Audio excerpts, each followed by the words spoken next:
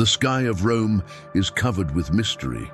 Within the Sistine Chapel, while the world holds breathing, something unexpected happens. An unknown name to many, but loaded with spiritual strength, begins to echo among the cardinals. Robert Serra, coming from a small African village, emerges as the possible response to a moment of deep crisis in the church. Who is this man of unbelievable faith? Why does your silence speak louder than 1,000 speeches? And how can it change the future of the Catholic Church forever? Prepare. In the next few minutes, you will discover the surprising trajectory, the silent battles, and the powerful prophecy that surrounds Robert Serra's name. And already enjoy. If you love content that make you reflect, subscribe to the channel, because here, the truth always has the first place. The sky of Rome seemed to reflect tension within the Vatican walls. A mood of suspense hovered over the Sistine Chapel, where 135 cardinals walked in absolute silence under the grand Michelangelo paintings.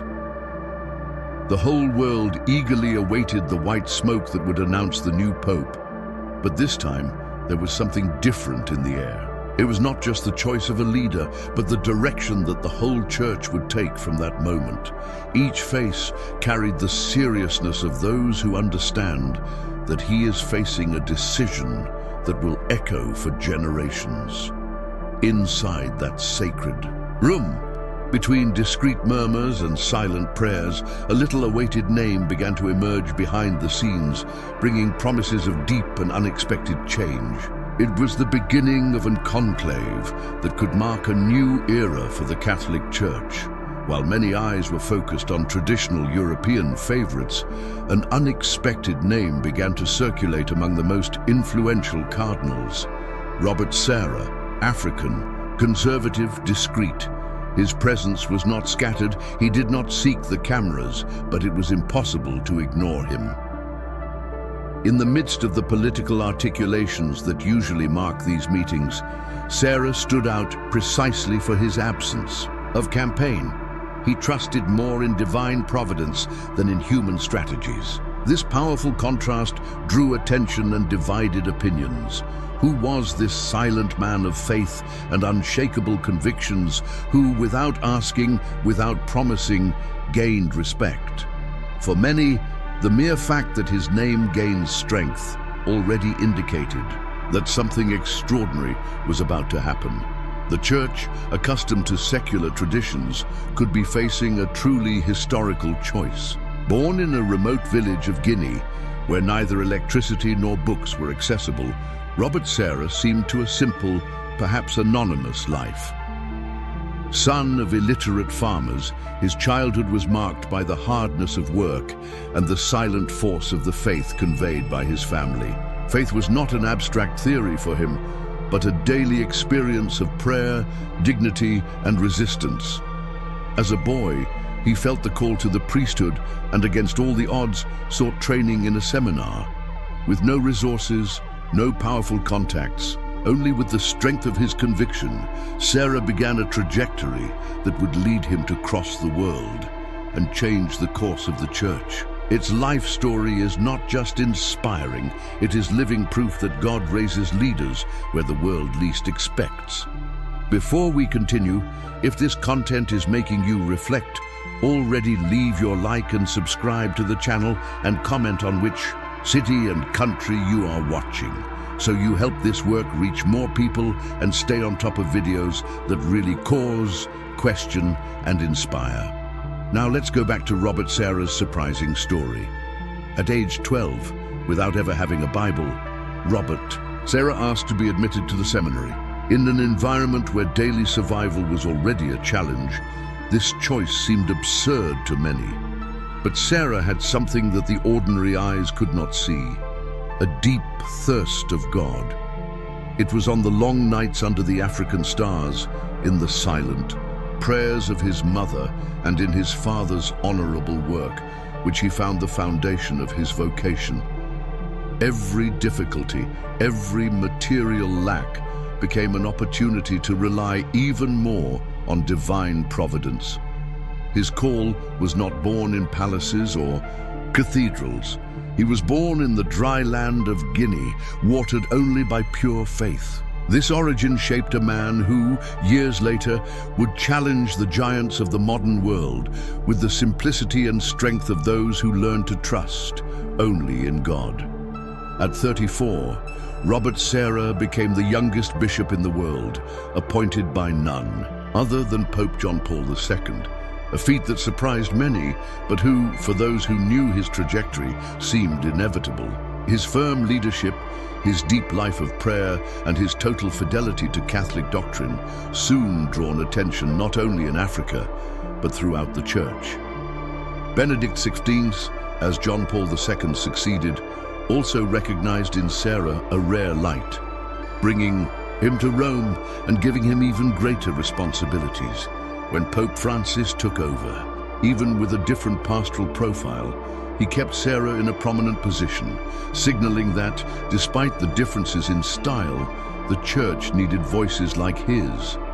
Sarah became a point of convergence among distinct pontificates, respected for her integrity and courage in times of change. While many religious leaders speak to crowds and dominate headlines, Robert Sarah chose the opposite way. Silence. But not an empty or silent silence. Yours is full of meaning, a space where God speaks louder. Sarah believes that the noise of the modern world is a barrier between the human and the divine. Therefore, their way of acting, their speeches, and even their writings carry this proposal: to reconnect with the essentials through recollection. In his book, The Force of Silence, he proposes that it is in silence that we find the true presence of God. This unique, challenging, and deeply countercultural stance has made Sarah a magnetic and at the same time controversial figure. In times of hyperexposure, his example of sobriety and recollection screams louder than 1,000 words. It is this paradox that makes your presence something impossible to ignore. Robert Sarah does not seek to innovate by innovation. Its mission is to protect what it considers sacred and unchanging, the tradition of the Catholic faith. For him, the Church cannot bend to the passing fashion of the modern world. The truth revealed according to Sarah remains the same, regardless of cultural and social pressures. In his speech, he warns against the risk of a church that tries to adapt too much, losing his roots and deep identity. More than political, conservatism, its defense is spiritual, to protect the integrity of Christ's message. In a world that values constant change and novelty at any cost, Sarah emerges as a firm guardian of ancient truths, insisting that it is in permanence that the true renewal is found. This conviction makes him loved by many traditional faithful, and also the target of strong criticism. For Robert Sarah, the liturgy is not just a ritual, it is the supreme moment of encounter with the mystery of God. In times when many liturgical celebrations become almost performing events, he defends a return to reverence and sacrality. Sarah is known for encouraging the practice of Mass ad Orientem, facing the East, symbolizing the wait for the glorious coming of Christ. For him, the liturgy must be centered on God, not the entertainment of the assembly. This view caused heated debates within the Church, especially among those who prefer celebrations more adapted to contemporary taste. But Sarah insists Mass is not a show. It is a mystery to be worshipped. His voice, in this respect, resonates as an urgent call for the Church to put God again in the center of everything, even if it costs popularity. In a scenario where many religious leaders opt for moderate speeches, Robert Sarah chooses clarity and often courage. He's a fierce critic of what he calls dictatorship of relativism, denouncing gender ideology, abortion culture, and aggressive secularism as threats to human dignity and the traditional family. For Sarah, giving in to these pressures is betraying the gospel. His statements are often seen as controversial, but his intention is crystal clear: to protect what he considers to be the eternal truth revealed by Christ. In his speeches, he does not soften words to please audiences. On the contrary, it believes that the mission of the church is to be a sign of contradiction in a world that rejects fundamental values. This posture isolates him from certain progressive circles, but also strengthens him as a symbol of resistance and fidelity for millions of Catholics. For centuries, the center of gravity of the Catholic Church was in Europe. But as Robert Sarah often recalls, the vitality of Christianity now pulsates strong in Africa. Amid economic difficulties, religious persecution, and gigantic social challenges, African faith flourishes with impressive strength. Sarah sees in Africa not only a continent of growing numbers, but a model of genuine and fervent spirituality. For him, the church needs to hear the African voice, with its tradition of martyrdom, resistance, and hope, if you want to survive the storms of the 21st century. His own trajectory, coming out of extreme poverty to become one of the most influential voices of the church, symbolizes this new reality. Sarah's rise is, therefore, much more than a personal phenomenon. It is the sign that the church is truly universal, welcoming the vigor of new peoples. While Africa becomes a new center of Christian vitality, Robert Sarah concerns the situation of Europe with concern.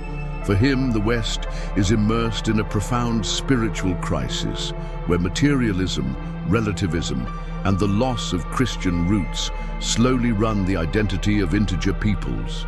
Sarah speaks to the authority of those who love European tradition and sees in her a precious inheritance, but also with the sadness of those who witness their slow decay. He warns that without a sincere return to Christian origins, Europe runs the risk of disappearing not only as a culture, but as a civilization. His words are harsh, but urgently loaded. Faith, to survive, cannot adapt until it loses its essence. In this dark scenario, Sarah points to the need for a new evangelization that is at the same time true to tradition and courageous in the face of contemporary challenges. Among all the popes he lived with, Robert Sarah's relationship with Benedict XVI stands out for his theological depth and church vision. Sarah always shared Bento's perspective on the importance of hermeneutics of continuity, the idea that the Second Vatican Council did not break with tradition, but must be interpreted in harmony with it. This view shaped not only Sarah's writings and speeches, but all its pastoral action. As mayor of the Congregation for Divine Worship, appointed by Bento and maintained by Francis, Sarah always defended a liturgy that expressed the sacredity of the Christian mystery. His respect and loyalty to Benedict XVI theology make him a link between different times of the Church and reinforce his role as guardian of faith in times of uncertainty and rapid changes. With the death of Pope Francis, the Church is in a moment of historical crossroads, and among so many possible names for the future pontiff, few arouse as much passion and both debate and Robert Sarah's. His conservative profile, his African origin, and his reputation of doctrinal firmness put him as a candidacy that could mean a true facing the Church. On the one hand, Sarah represents the possibility of a decisive return to tradition and moral clarity. On the other hand, his election could further intensify the internal divisions. The simple fact that your name is seriously considered that many Catholics want leadership that is less adaptive and more prophetic.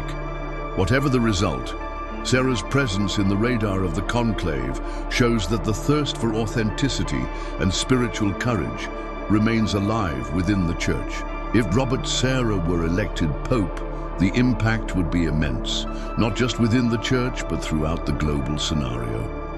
A Black African, firm in the tradition and defender of Christian roots, sitting on Peter's throne would be a powerful symbol of change and continuity at the same time. Sarah would not come proposing radical reforms in terms of structure or modernization. Its revolution would be silent and deep, a call to repentance, authentic faith, and God's centrality in the life of the church. For some, it would be a moment of renewed hope. For others, a break with the most progressive trends in recent years. In any case, his leadership would represent a clear message. The Catholic Church, even open to the world, will never abandon its essence to please the fleeting winds of modernity. A historical choice capable of shaping the faith of future generations. Regardless of the end of the conclave, Robert Sarah has already left his mark in church history. His life is a powerful testimony of unshakable faith, courage in the face of cultural pressures, and silence carried from divine presence. Sarah teaches us that the true force is not in mastering the attention of the world, but in remaining faithful when everything around invites the concession. Its legacy is not only of strong words or firm postures, but of a spirit deeply rooted in prayer and worship. Even if he is never elected Pope, his influence will continue to echo in the hearts of those who seek authentic and courageous faith. In the silence of his prayers, Sarah reminds us that true revolution does not happen on the stages of the world, but in the deep encounter of the soul with God. And it is this meeting that keeps the church alive through the centuries. In a world that values noise, haste, and constant change, Robert Sarah's story challenges us to look at what is eternal. Her life is a reminder that true faith doesn't need applause. She needs courage. The church is in a decisive moment, and perhaps the next pope is the answer that no one expected, but we all need it. And you, do you think the church should follow a firmer path in traditions or open even more to the modern world? Comment down here. Your opinion is very important. We will build a space for reflection and respect for faith together. If you liked this video, don't forget to leave the like, share, and subscribe to the channel. And never forget, who listens in silence discovers the truth that transforms everything. See you soon.